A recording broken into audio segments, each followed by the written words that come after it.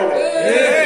তারা অন্যান্য বস্তুবাদী সংগ্রামের বিভিন্ন জায়গায় সংগঠন আছে, কিন্তু সারা বাংলাদেশে একদম ওয়ার্ড পর্যন্ত, তৃণমূল পর্যন্ত তাদের সংগ্রামের কার্যক্রম বিস্তার নাই।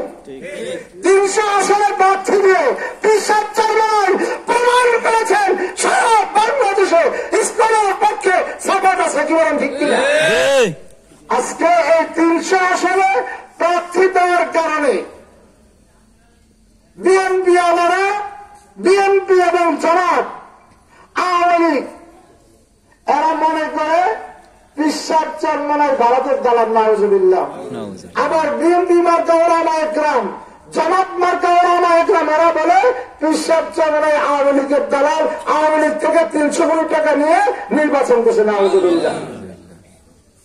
স্পষ্ট ভাষায় বলতে চাই, বাংলাদেশের গোয়েন্দা সংস্থা বিএসবি, যত গোয়েন্দা সংস্থা আছে, যত সাংবাদিক আছে, আজ পর্যন্ত প্রমাণ করতে পারে নাই পিসাব চেয়ারম্যান আওয়ামী লীগের সাথে আঘাত করেছে, প্রমাণ করতে পারে নাই।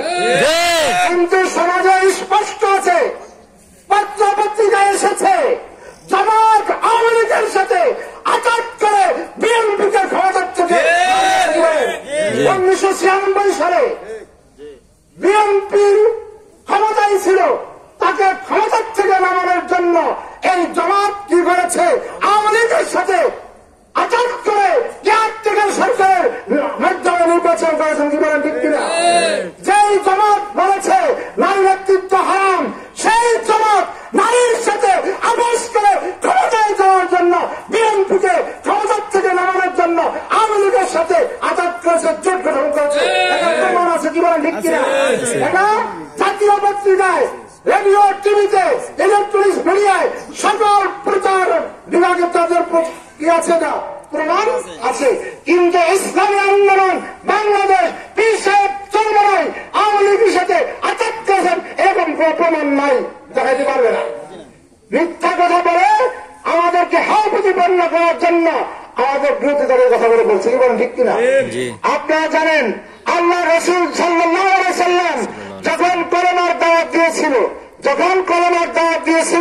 তখন ওলীদ ইবনে মুগীরা, উবাই ইবনে খালদ প্রমাণ আছেন, সূরা হুমাযার সেখানে বলা হয়েছে আল্লাহ রাসূল যখন কলেমার দাওয়াত দেন, কলেমার দাওয়াত দেওয়ার কারণে হিন্দু, বৌদ্ধ, খ্রিস্টান বিভিন্ন ধর্মাবলম্বী মুহাম্মদের কথায় সাড়া দিয়ে ইসলাম ধর্ম গ্রহণ করতেছেন। ওই সময় ওলীদ ইবনে মুগীরা, উবাই ইবনে খালদ আল্লাহ রাসূলের বিরোধিতা করেছিলেন এবং মিথ্যা কথা বলতেন, আল্লাহ রাসূলের বিরুদ্ধে মিথ্যা কথা বলতেন, কি বলেন ঠিক কিনা? এই সময় এই আয়াত নাযিল হয়। আমাদের বাংলাদেশের এরকম কিছু মুনাফিক মার্কা ওলামা একরাম যারা বিএনপি করে, আওয়ামী লীগ করে, বিএনপি বা আওয়ামী লীগ থেকে মাদ্রাসার নাম দিয়ে টন চালান নেই, এই সমস্ত ওলামা একরাম, জামাত মার্কা ওলামা একরাম, হ্যাঁ, এরা আমাদের বিরুদ্ধে মিথ্যা অপচার করেছে, কি বলেন? এই জন্য আপনাদেরকে বলবো, সামনে নির্বাচন আসতেছে, আগামী 2 বছর হোক, এমনিতে ঘোষণা করছে অন্তর্বর্তীকালীন সরকার আগামী ডিসেম্বরে নির্বাচন হতে পারে, কিন্তু এর পরিকল্পনা আরো 2 বছর সময় হাতে নিবে। কেন নিবে? এই ফ্যাসিস্ট সরকার আমাদের বাংলাদেশের রন্ধে ওদের ফ্যাসিস্ট নেতাদেরকে ঢুকিয়ে দিয়েছে, কি বলে? প্রত্যেক ক্ষেত্রে আওয়ামী লীগের চামচাদেরকে ঢুকিয়ে দিছে, যার কারণে সব নিষ্ঠাবান মানুষ ওখানে বসতে পারে নাই। এজন্য সংস্কার করতে হবে। সংস্কার করার পরে যখন দেখবে যে সকল ফ্যাসিস্ট সরকারদের দোসরদেরকে ক্ষমতাচ্যুত করা হয়েছে, এখন নিরপেক্ষ, তখন নির্বাচনে মত তৈরি করবে, ঠিক কিনা?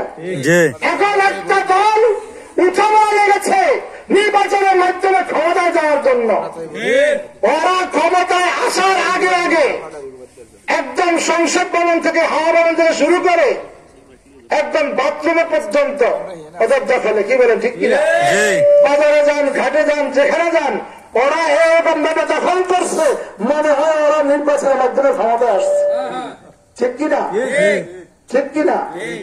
আজকে কি বলবো, দুঃখের কথা, ইসলামী আন্দোলন যেভাবে স্বচ্ছভাবে রোডম্যাপ নিয়ে বিচক্ষণতার সাথে সামনের দিকে অগ্রসর হচ্ছে, আমার দৃঢ় বিশ্বাস আপনারা যদি প্রত্যেক মহল্লায় মহল্লায় পাড়ায় পাড়ায় দ্রুত করতে পারেন, আগামী নির্বাচনে নিরঙ্কুশভাবে ইসলামী আন্দোলন বিপুল ভোটে বিজয় লাভ করে বাংলাদেশ সরকার গঠন করবে ইনশাআল্লাহ।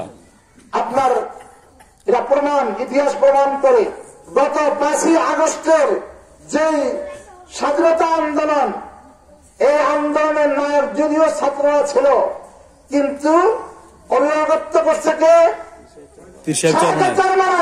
বাংলাদেশের কোন রাজনৈতিক দল লিডাররা ছাত্রদের সাথে ওপেন হয়ে আন্দোলনের সংগ্রামে মাঠে আসে না। কি বলে? একমাত্র ইসলামী আন্দোলন ছাত্র দলের সাথে একাকার হয়ে আন্দোলনের সংগ্রামে ঝাঁপিয়ে পড়েছে। সেদিনকার কারফিউ ভঙ্গ করে পীর সাহেব